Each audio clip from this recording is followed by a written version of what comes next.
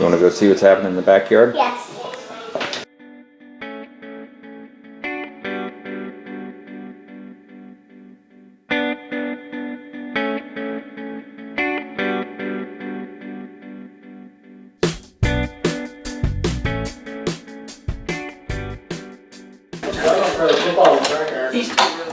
That's what I said.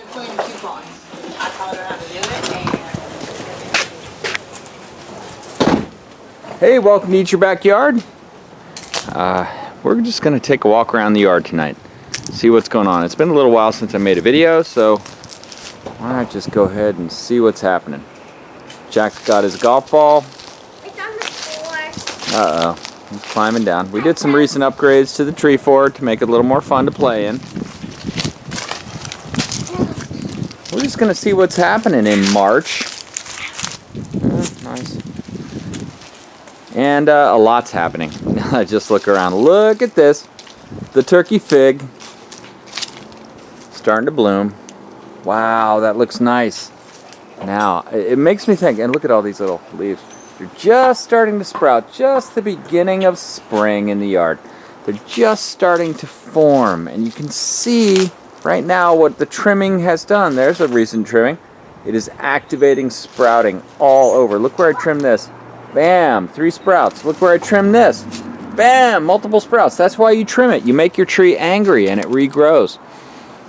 You really have to. This thing was way out. I mean, it was way far out over it, and it wasn't really that convenient. And actually, I want to trim a little bit more now that it's starting to activate so that I give the fruit that forms the most energy ever. Here's another good example. Look at that. I trimmed that sucker off right there. Now we got 1, 2, 3, 4, 5, 6. Even these little buds. See those little buds?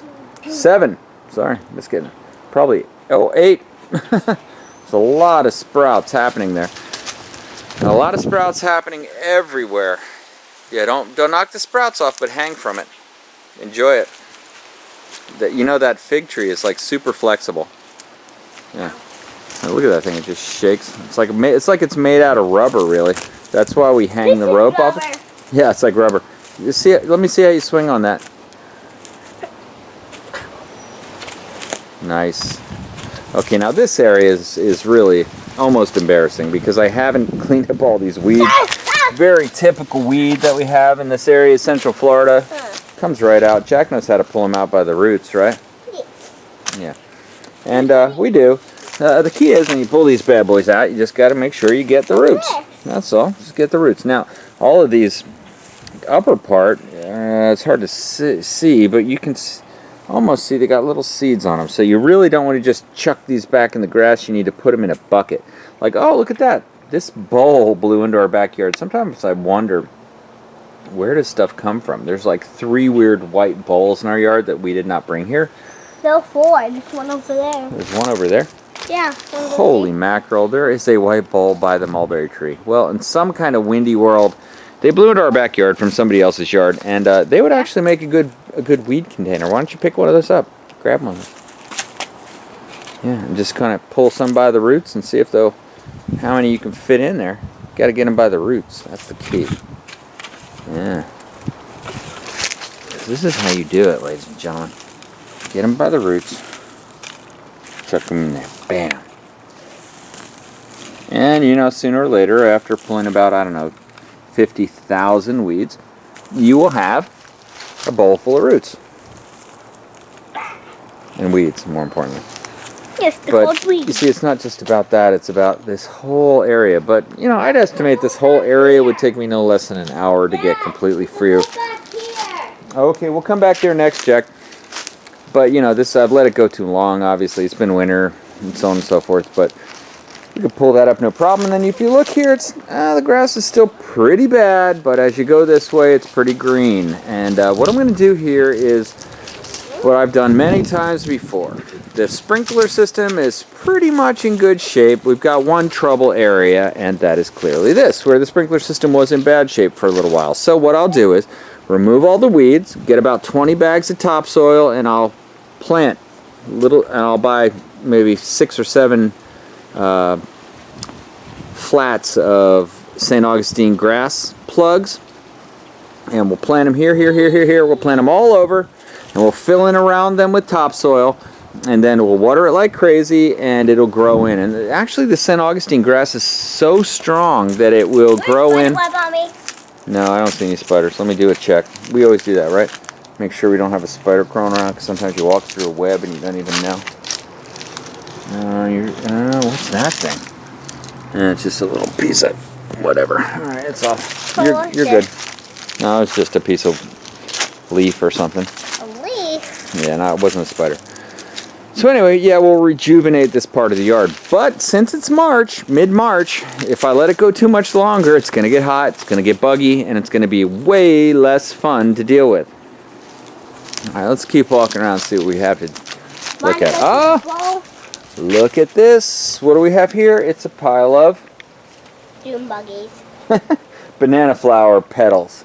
And right above is the Banana petal. bananas. They look like they're getting there.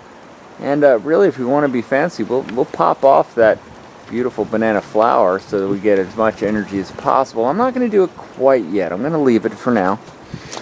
Oh boy, the ever-bearing mulberry is a champion by anybody's measure, and it is going off. Look at that. I mean, just look at it. It's it's incredible, and you could eat that. I eat the leaf. Yeah, you can, yeah, if you want to. I'd eat this top green part. You gonna eat it? You gonna eat it? I'm trying to find a mulberry. Oh yeah, mulberries taste better than the leaf. The leaf tastes like kind of like a sweet lime. Wow. That's how I describe it. You can eat the leaves. You eat the tip, the growing tip part, this part right here. That part, that's the best thing. To just pop off the tip and then it actually grow 2 or 3 sprouts off the top. Why is this moving? So we trim the heck out of it and it's coming back. Now, this is an extremely easy plant to grow from a cutting. And up, look at that, there's another banana. Look at that, man, they are getting really nice size. Now, this one. This one is within the striking range. I'm going to jump up and get it. Hold on. Oh, it was a miss. Do it again, do it again. I can't do it with the camcorder in my hand. I'm going to try to climb up, hold the camcorder, and I couldn't do it. I can. All right, hold on. All right, I had to turn the camcorder off for a second and cut that banana flower off. Now, I've attempted to cook these before, and I just got to tell you, they taste really nasty. So I'm just going to kind of leave it there. Again, got more mulberries. You can see these are just bustling with all kinds of baby berries. This is going to be a great spring, I can tell already. I'm going to keep these here, let them keep growing. Now, since I remulched, you know, we see the weeds are kind of moving in. Again, as I deal with that, I'm going to have to deal with this and get it all out of the way.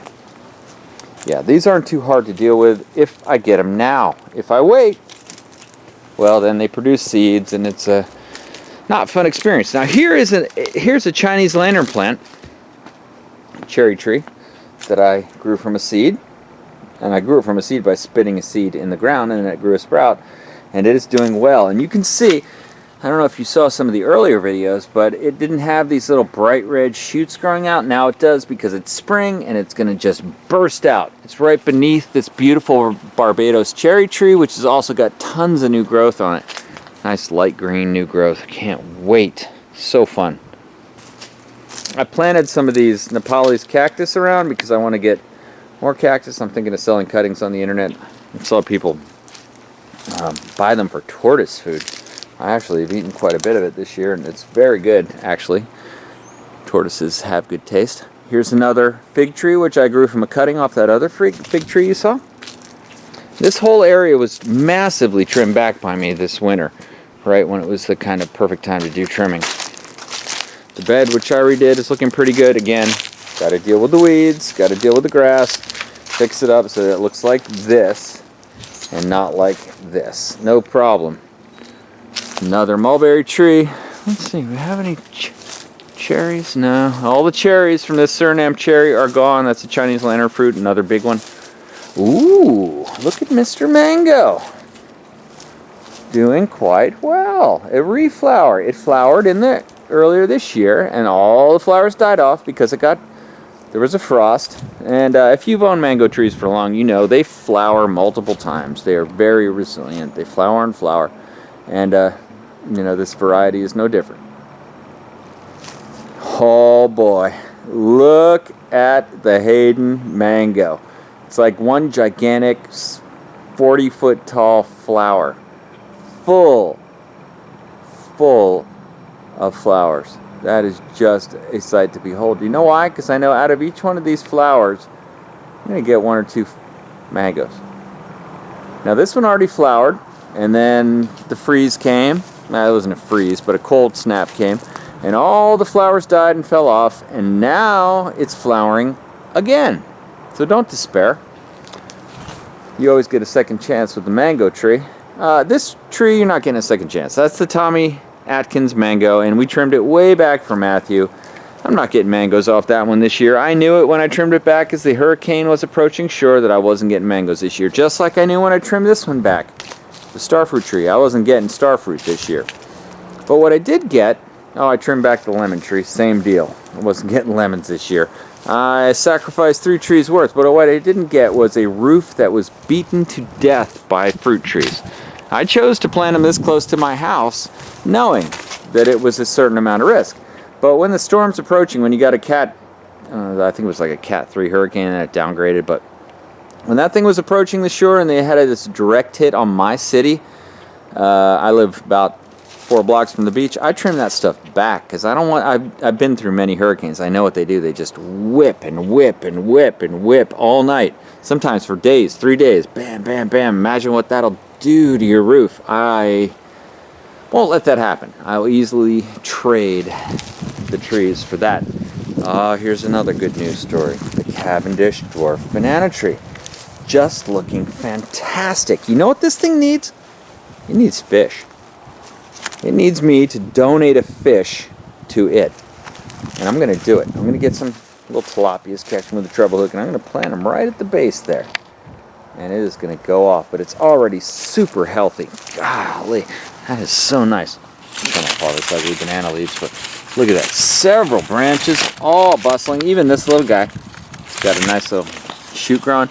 Looks healthy, looks green, no yellowness. It's got that beautiful variegated leaf. I mean, is that just incredible?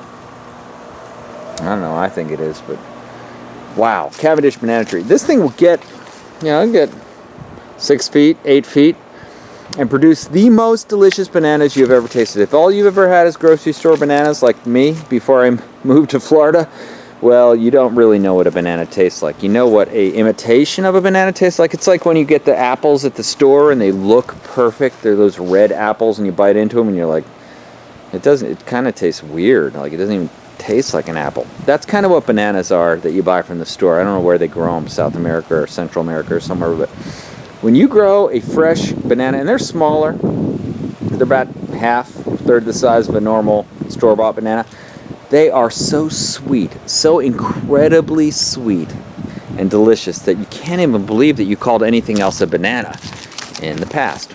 Well, anyway, I'm going on and on, ranting, but it's an exciting time, and springtime is always an exciting time. One of the next things I want to do is go ahead and hit the nurseries, hit some places to get some new fruit trees. You know why? Well, I got this netherland over here, which is not adequate at all. I'm going to burn this stuff up in a backyard fire. That'll be fun. Get rid of that, and I'm, of course, got more weeds here. Oh, geez. Okay, I think I'm up to about a half a day of weeding at this point, but it's well worth it. I almost forgot. Look at this. Holy mackerel. I planted these Nepalese cactus pads like 4 days ago, and they are already, all of them, sprouting little shoots.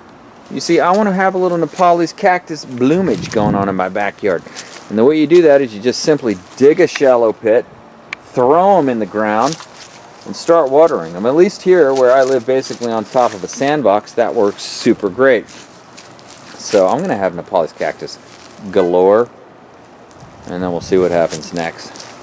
Alright, so thanks for watching. Eat Your Backyard. I hope you liked it. If you do like this kind of stuff, go ahead and subscribe. And I really appreciate you checking it out.